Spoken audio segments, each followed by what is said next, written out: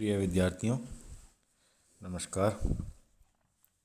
जल अवशोषण की क्रियाविधियों का अध्ययन आगे बढ़ाते हुए हम जल अवशोषण की सक्रिय क्रियाविधि, जैसा कि मैंने आपको बताया था कि सक्रिय क्रियाविधि रेनर नामक वैज्ञानिक ने बताई थी और यह दो प्रकार से संचालित होती हैं। एक है परासरणी क्रियाओं द्वारा, जिसका कि अपन अध्ययन कर चुके हैं, और दूसरा है अपरासरणी क्रियाओं द्वारा जल का अवशोषण। पहले का मतलब है कि जो जल का अवशोषण हो रहा है वह परासरण की प्रक्रिया के द्वारा हो रहा है, जिसमें कि किसी भी प्रकार की पादप की सक्रिय ऊर्जा का व्यय नहीं हो रहा।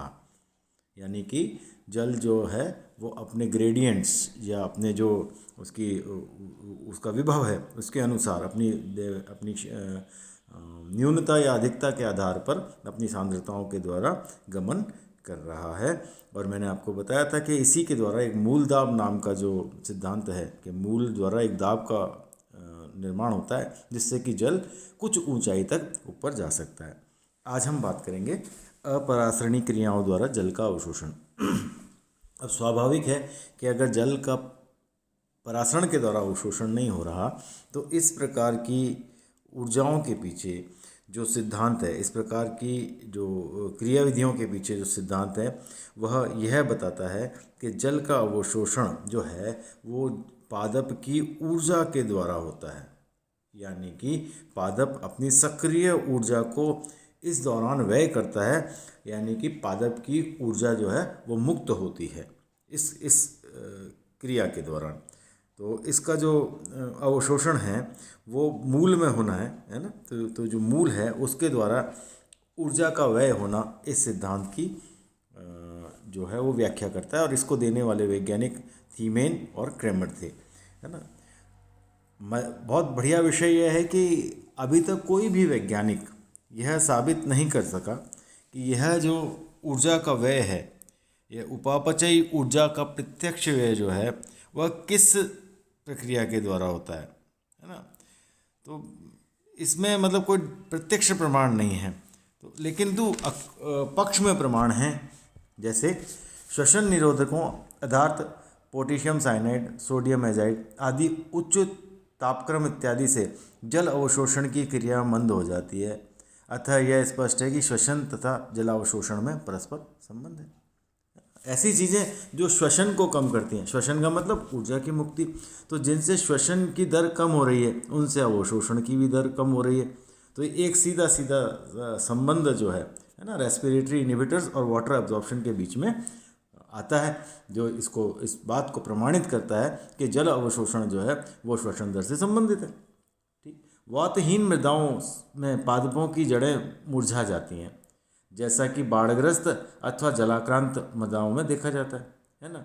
जो जड़ें जो हैं या तो पानी में डूबी हैं या सूखे में हैं जहाँ पानी है ही नहीं, तो दोनों स्थिति में जो जड़ें हैं, है ना, वो मुरझा जाती हैं, विल्ट हो जाती हैं।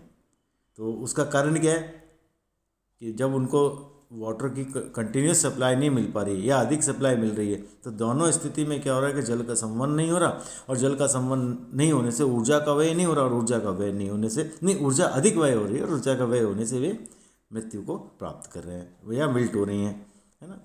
ऑक्सिन्स जो हैं जल अवशोषण की दर में वृद्धि करते हैं। ठीक है, ऑक्सीजन अगर किसी पादप के ऊपर स्प्रे किया जाता है तो उसके जल अवशोषण की गति जो है वो तेज हो जाती है, और ऐसा माना जाता है कि जो जीव ऑक्सीजन होते हैं उनका स्प्रे जीव द्रव्य की जो दर है, उपापचय दर है, उसमें भी वृद्धि करता है। तो इसका सीधा सीधा संबंध ये निकलता है कि ऑक्सीजन छिड़कने से उपापचय दर में वृद्धि होती है, और उस दर में वृद्धि होने से ऑक्सीजन का जो पौधे से जल का शोषण है जड़ से वह भी बढ़ जाता है ना। जल अवशोषण की क्रिया केवल जीवित कोशिकाओं में होती है ना। जल की जो अवशोषण है वह प्रवृत्ति जो है जीवित कोशिकाओं के द्वारा दिखाई जाती है। मृदा दाब तथा जल ग्रहण में दैनिक स्पंदन देखा जा सकता है। मूल दाब तथा जल ग्रहण, है ना, एक डाईयूरिनल मतलब जो हमारा जो प्रकाशिकीय अप्रकाशिकीय जो फेज़ है उसका एक वाटर के जो अपटेक है या इनटेक है उसके साथ एक सीधा सीधा सा संबंध देखा जा सकता है ना। तो बहुत सारी ऐसी चीज़ें हैं जो ये प्रमाणित करता है। जल अवशोषण जो पौधे करते हैं उनके भार में कमी होती है, जबकि बढ़ना चाहिए। ऐसा जैसा उपापचय में भी हम ये देखते हैं कि भार में कमी होती है ना। तो ये जो चीज़ें हैं वो ये प्रदर्शित करती हैं कि जो पादप के लिए जो जल अवशोषण है उसमें ऊर्जा का व्यय होता है। लेकिन मज़े की बात यह है कि इनका सीधा सीधा संपर्क, कोई मैकेनिज्म, कोई क्रियाविधि या कोई सिद्धांत अभी तक इसमें प्रस्तावित नहीं है। लेकिन यह माना जाता है कि पौधों में जो जड़ में जल का अवशोषण होता है वह सक्रिय भी होता है, यानी उसमें ऊर्जा का सीधा सीधा व्यय होता है। अब हम दूसरे जल अवशोषण प्रकार पे आते हैं। पहला जो हमने पढ़ा था सक्रिय जल अवशोषण, दूसरा हमने पढ़ा था निष्क्रिय जल अवशोषण। तो जो निष्क्रिय प्रकार का है ना, इसमें जड़ की कोई भूमिका ही नहीं है, ऐसा माना जाता है ना। जड़ की निष्क्रियता है, जड़ सिर्फ एक फिजिकल पार्ट की तरह काम कर रही है ना। या दूसरी भाषा में आप ये कह लीजिए कि अगर एक जड़ ना भी हो और एक पाइप हो खाली, तो वह उसकी भूमिका है। तो इसको हमने नाम दिया निष्क्रिय जल अवशोषण, है ना। सहायक की भूमिका है बस, यहाँ पर ज़्यादा नहीं है। तो ये जो सिद्धांत है निष्क्रिय जल अवशोषण का, ये क्रेमर नामक वैज्ञानिक ने दिया था। और उनकी भाषा में अगर आप समझेंगे तो आपको बड़ा अच्छा लगेगा। Absorption of water through the root is passive absorption and by the root is active absorption. बात समझ में आ गई? पैसिव और एक्टिव को आप एक ही लाइन में समझ सकते हैं। Absorption of water through the root is passive absorption, सिर्फ माध्यम का काम कर रही है रूट, इसमें थ्रू हो रहा है बस, है ना। एंड बाय द रूट मतलब जड़ के द्वारा। तो जड़ अपनी किसी प्रकार के मैकेनिज्म को इन्वॉल्व कर रही है, चाहे वो अवशोषण का मैकेनिज्म हो, चाहे वो परासरण का मैकेनिज्म हो, चाहे वो आपका ऊर्जा के व्यय का मैकेनिज्म, कोई ना कोई मैकेनिज्म को वो इन्वॉल्व कर रही है। ठीक है, तो ये जो एक लाइन है उनके द्वारा दी गई, क्रेमर के द्वारा, वो सारी बात को बिल्कुल क्लियर कर देती है।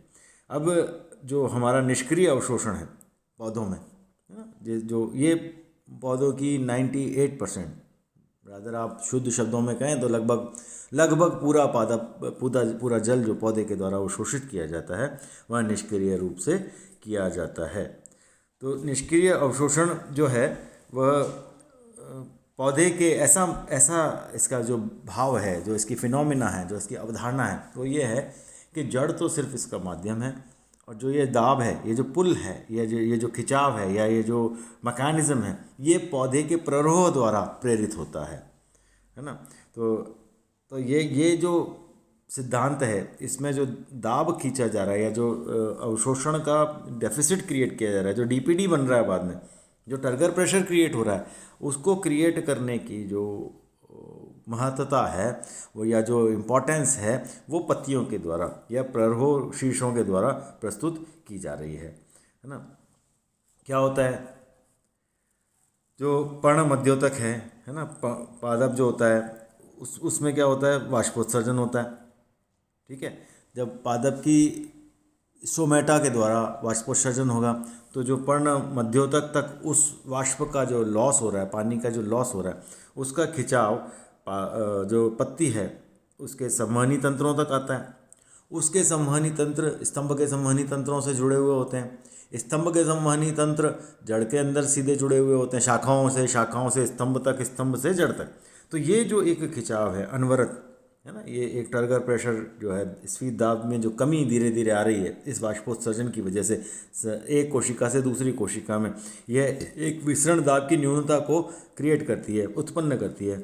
और यह विसरण दाब की न्यूनता जो है वो पर्ण मध्योतक से लेकर जड़ों तक ऐसे ही इनडायरेक्टली पहुंच जाती है। जैसे भी हमने रूट में आपको बताया था कि जो जल का आना है वह मूल रोम से चालू होकर मूल की जाइलम तक या दारू कोशिकाओं तक पहुंच जाता है ना। अब इसके लगातार निष्कासन से जो वाष्पोत्सर्जन हो रहा है उसके लगातार होने से क्या होता है, एक दाब, एक टेंशन हमेशा उत्पन्न होता है।